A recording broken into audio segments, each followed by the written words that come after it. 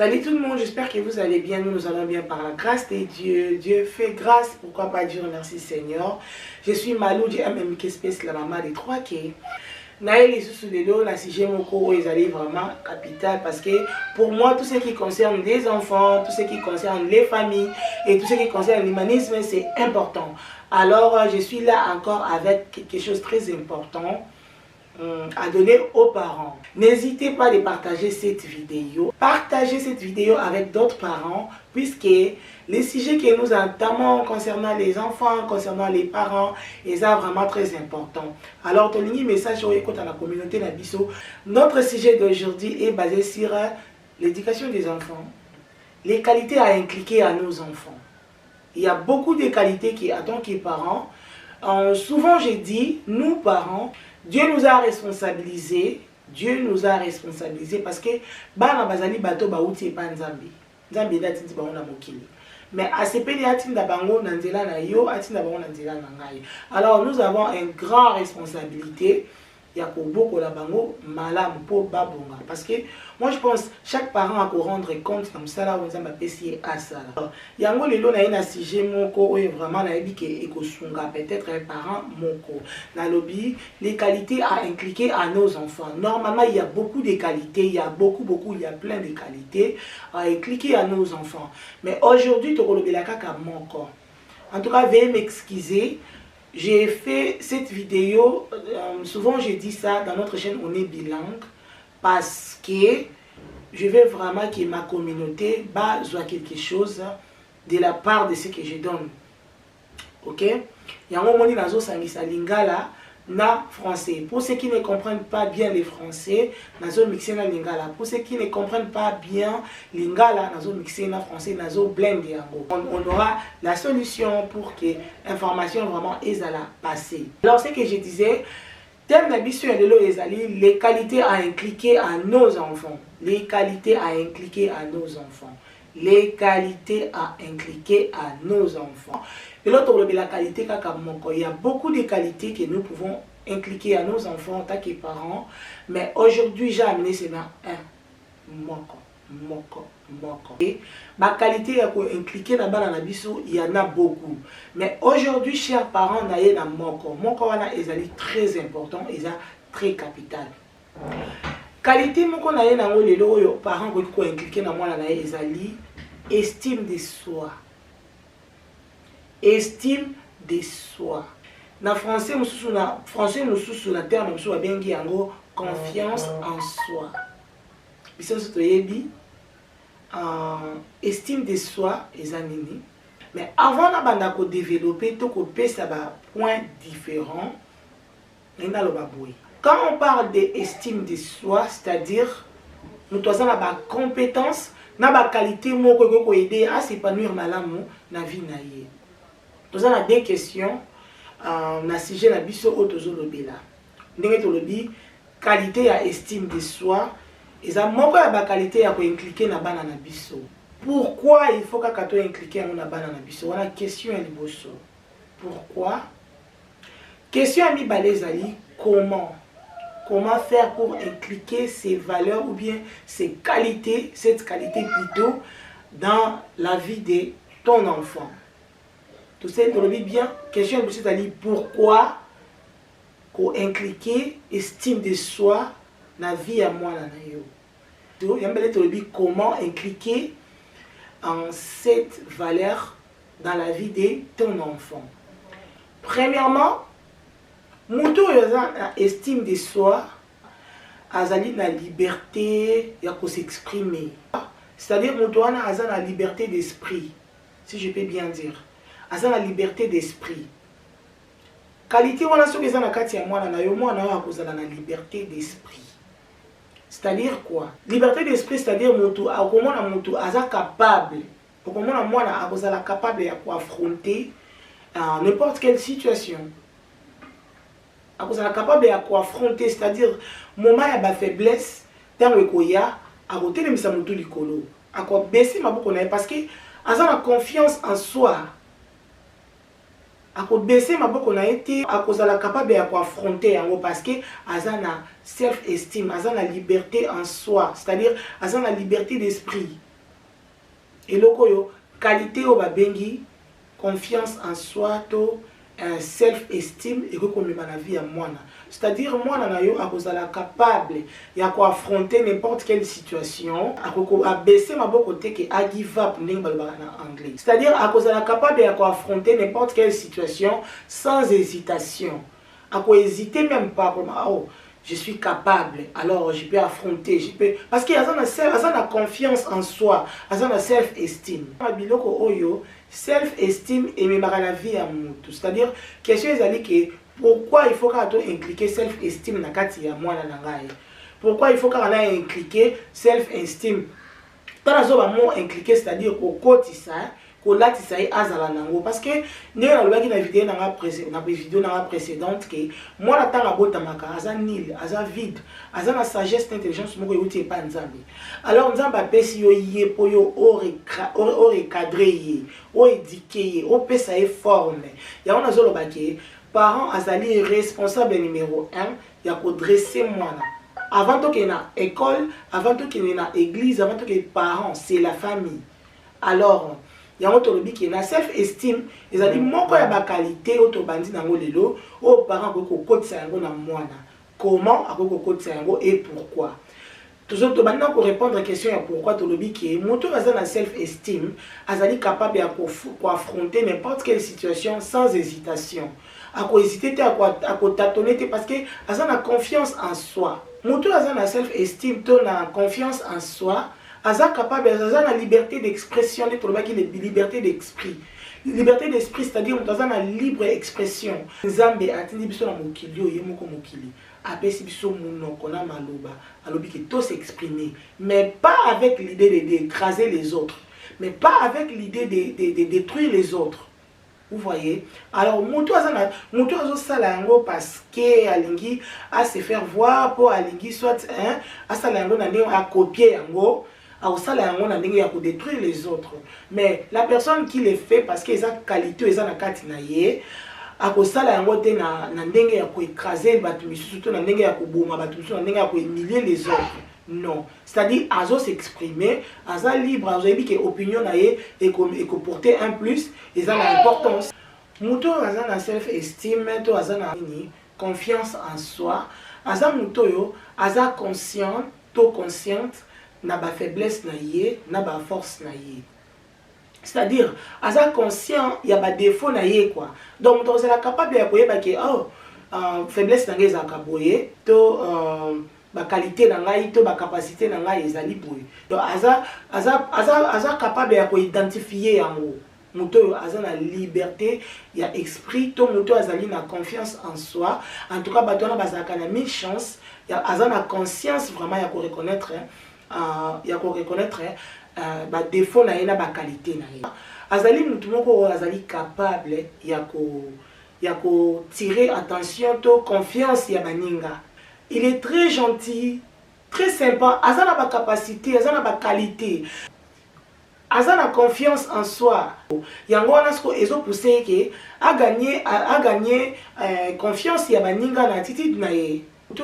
Aza na confiance na kati na azomona ki même si na similier devant mutu oyo et kolongola ngelo côté baksange lo côté c'est-à-dire même la miki ici devant mutu oyo et kolongola nga ba capacité na ngate kolongola nga ba qualité na ngate mutu oyo aza na qualité ba bengi confiance en soi mutu wana eza vraiment difficile aza la manipulateur et puis eza difficile à maltraiter batu misusu parce que yemo doit se sentir déjà capable alors et aux la difficile azakout na souci nde a aider pe baninga msusu bakoma na place yazali et non à manipuler bango parce que manipulation est normalement arme ya ba faible.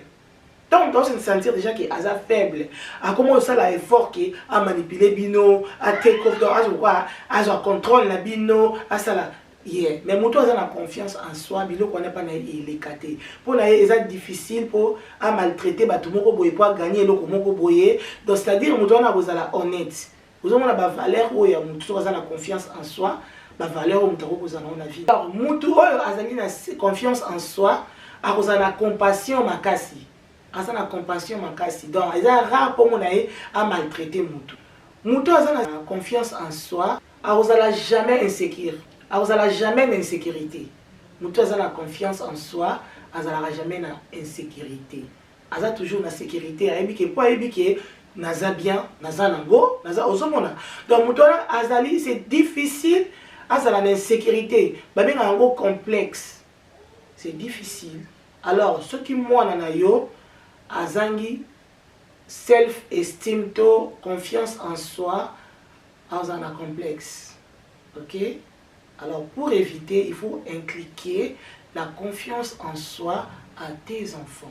Muto azana confiance en soi, azaka na vie compétitive te. Muto azana confiance en soi, azaka na vie compétitive te. C'est-à-dire azana ta compétition te, à se comparer avec les autres. OK, yange leki ya ye, o yange leka ki ya ye kuna vivara ndenge nini, ngala leki ye. Non. Muto azana confiance en soi, alingaka eloko na ye, à se comparer avec les autres. OK, chers parents, botala makambo nini qualité oyo, il y a self, il y a en anglais self-esteem, il y a confiance en soi, et qu'on la vie à moi na yo. Tala ba qualité, tala ba sens ya bo moto to ba valeur important oyo, et confiance en soi, et qu'on la vie à moi na yo. Alors, c'est très important d'impliquer la confiance en soi à nos enfants. Alors, toquez la question à mi balé tolobaki, comment impliquer la valeur oyo, comment impliquer cette qualité dans la vie de ton enfant. On a dit que si j'ai la ali, impliquer la confiance en soi dans la vie de nos enfants. Peut-être ici qu'on se tourne comment to impliquer mon déni, to côté mon déni parce qu'il y a ça mutu, nzamba kelie na babizali na ye na ndenge na ye, ndenge mama biso africain to lobaka to botaka mwana mais to botaka motema te ya. Mais to botaka mwana to botaka motema te, mais to za la responsabilité ya ko éduquer mwana. OK? Ya ko bongisa ya ko cadrer mwana. Ndenge na lobaki de bandeli, ni de pesi biso 4 responsabilités en tant que parents d'investir pour nos enfants, d'être leur éducateur, d'être leur réconciliateur et d'être leur intercesseur. 4 responsabilités. La question est comment impliquer la self-esteem à nos enfants. Donc, confiance en soi. On peut impliquer une confiance en soi à ton enfant par les encouragements. Il faut encourager ton enfant. Il y a beaucoup de parents qui n'encouragent pas les enfants. Hein? Au moment où ils sont normal. Non. Pour encourager moi surtout il y a pour ça là-bas objectif peut accomplir yango. Par exemple, dès na bandi cours oyo tina aussi lisango na lingi na improve net na improve to na s'épanouir na étape boye. Na s'épanouir na étape boye. Ndé on aussi sa cours oyo année koya donc ozo établir ba objectif. Yeah, ozo établir ba objectif et puis si côté on veut établir yango wana professeur si quoi zo encourager yo pour okende ko accomplir yango okende ko achieve yango ndé loko biso pe ba parents faut to ça na vie ya bana na biso, c'est-à-dire ko encourager bango ba sala ba créer to ba monter ba objectif pe ba comme ça ngoti na suka na ko pe cet exemple moko. Alors j'ai essayé de faire ça avec ma fille, azena problème à relacer o ba na nyoso ya âge na ibazaka nango. Alors, on a lancé des vies, même si on a dit qu'on encourager. Tu es capable, tu peux les faire.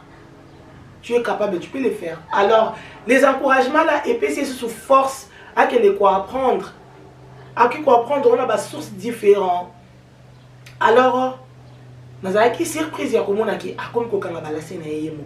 Alors, pour vous dire que c'est vraiment important, dans n'importe quel domaine, et qu'on a la peine à swimming, et quand on a na kotanga peut-être bana mususu a difficulté kotanga à lancer le quoi à fixer l'objectif qui est dans le tanga boye batamboy, encourage-les, encourager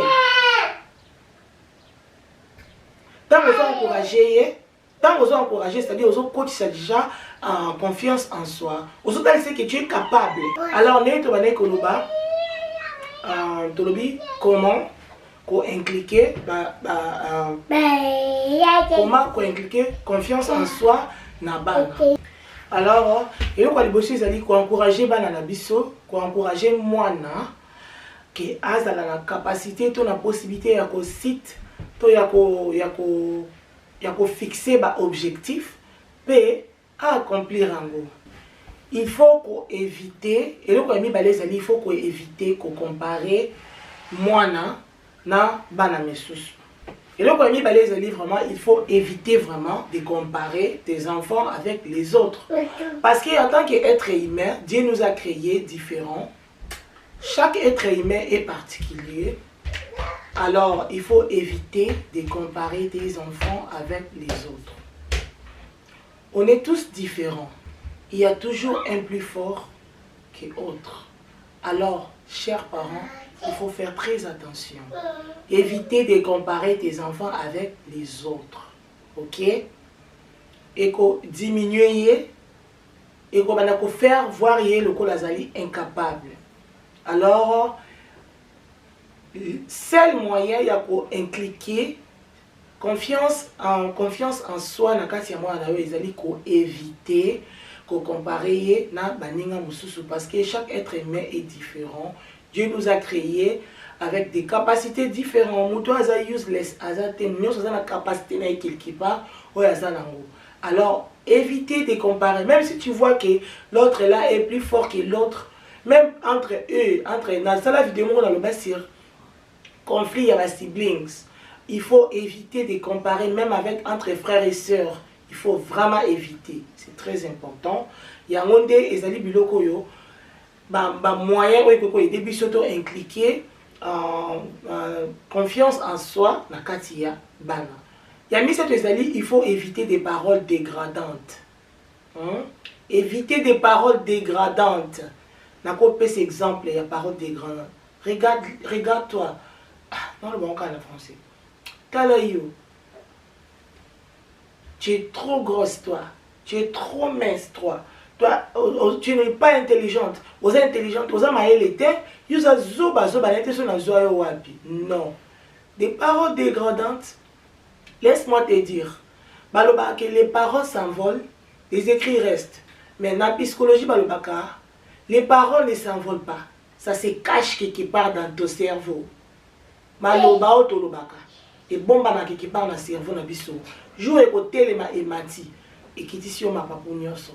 Au moment moi na rekoma la situation moko boye et sika batu ba osala fier na ba qualité na bango, yé à se rappeler na malobo yo bande ko lobana que tu es grosse, oza fat, oza boye.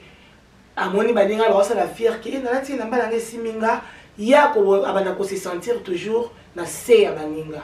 Akoba se sentir neti que yeso ka lati na mbala ego simba été po ba lobi aza fat, omoni makambo yo lobaki na wana des paroles dégradantes, ça revient et bandi ko zonga na mutu na ye. Je vous jure ezongaka.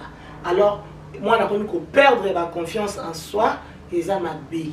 Eza mabe vie ya mutezo ki ndeko beba.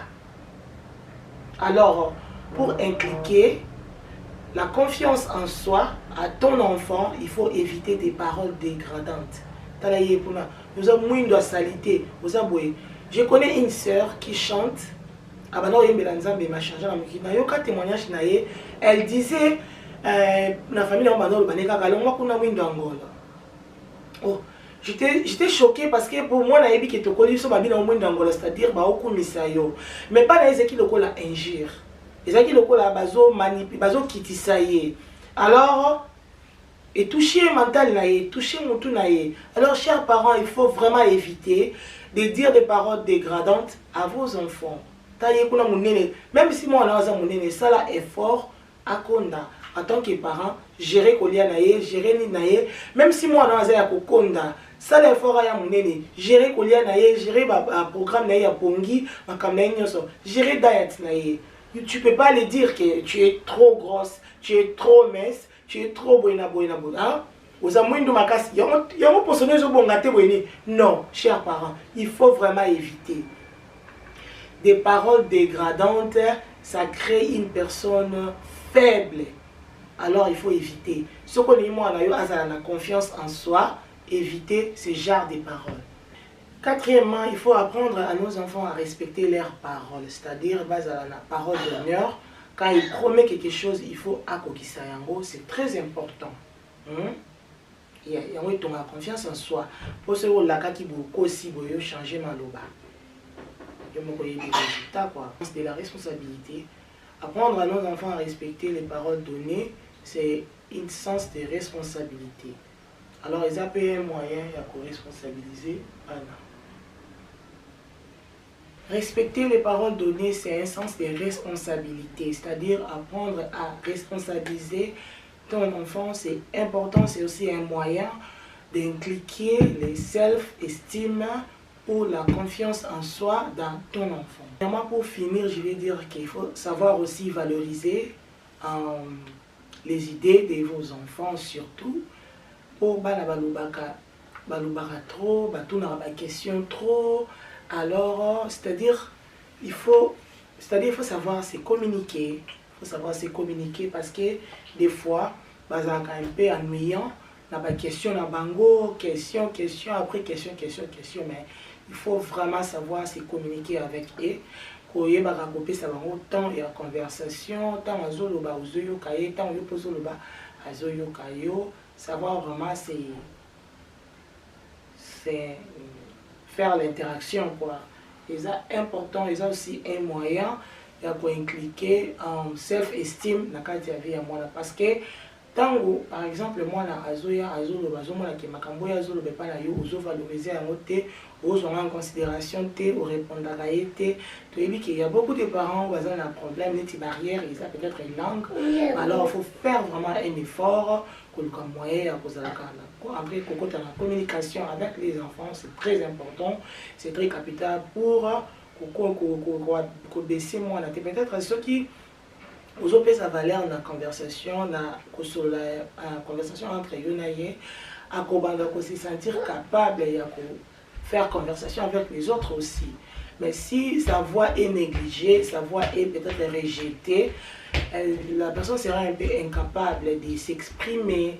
Alors, manque de confiance en soi dans la vie à moto et développer insécurité, complexe, nyonso mona mutu sikotan azui moi les dessous akokoma manipulateur akokoma mutu ba problème ebele akomi a développer mama bébé parce que azoluka les dessous esika kobonga omona mususu asali ke akoma na munoko akoma finga bato mususu po mona komi na ye pona azana ba vie ebele na kati na ye. Alors pour éviter, chers parents, il faut impliquer la confiance de soi dans la vie de nos enfants, c'est très important.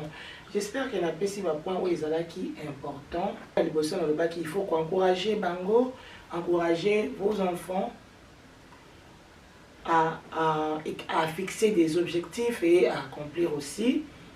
Éviter les paroles dégradantes. Pour éviter de comparer tes enfants avec les autres, même entre eux. Il faut vraiment éviter, même avec des cousins, cousines, il faut éviter de comparer. Et confiance en soi, quatrième point dans le bac, il faut donner un amour inconditionnel. Ata sali bêtise, sali bouzo ba au gangeli aussi mais enfin il faut l'accepter que toujours c'est très important. Il y a des puisqu'il y a des parents, par contre même qui ennemi na moi, alors c'est quand ennemi non, c'est pas bien. Il faut que l'accès amour à tout le temps. À ça la bêtise, à ça la bouzo, l'accès toujours bolingo, c'est important pour élongolayer confiance en soi. Il faut aussi apprendre à la sens et responsabilité, c'est-à-dire qu'on respecte les paroles d'honneur quand il dit les choses qu'il faut accomplir et en gros et à la considération, à la considérer. Alors, bateau va toujours nibeko, le bibo a changé boyer. Et si ma parole, il faut éviter des paroles dégradantes, c'est pas bien. La parole n'est déjà critique, non. Ils ont dans le cerveau, les gens disent que les paroles s'envolent, les écrits restent, mais en psychologie, les paroles se cachent dans nos cerveaux. Un état amoureux se présenter devant une situation, ça va revenir en toi, ils ont quitté ça en self-esteem, confiance en soi. Alors il faut éviter vraiment de dire des paroles dégradantes à nos enfants. J'espère que je suis à la fin de notre vidéo. J'étais là pour informer, pour donner quelques points, donner quelques astuces pour nous aider aussi à inculquer la confiance en soi à nos enfants, parce que manque de la confiance en soi et autres dans la société moko ezali pourri. Les autres misa bateau bazali beaucoup complexé, bateau baza insécure, bateau baza na bazo créer ba problème incompréhension partout parce que bazangi baza incapable ya ko zo contrôle ya bango moko, c'est-à-dire ezali manque ya confiance en soi. Alors, chers parents, tout ça là effort vraiment ya ko impliquer valeur ou tout qualité ou la vie ya bana na biso. J'ai donné 2 points. Premier point ezali pourquoi il faut tout impliquer yango, des raisons nauti koloba pour obimisa muto akozala valoriser la mise sur bateau akozala important dans la société, akozala important na mboka partout esika akoleka.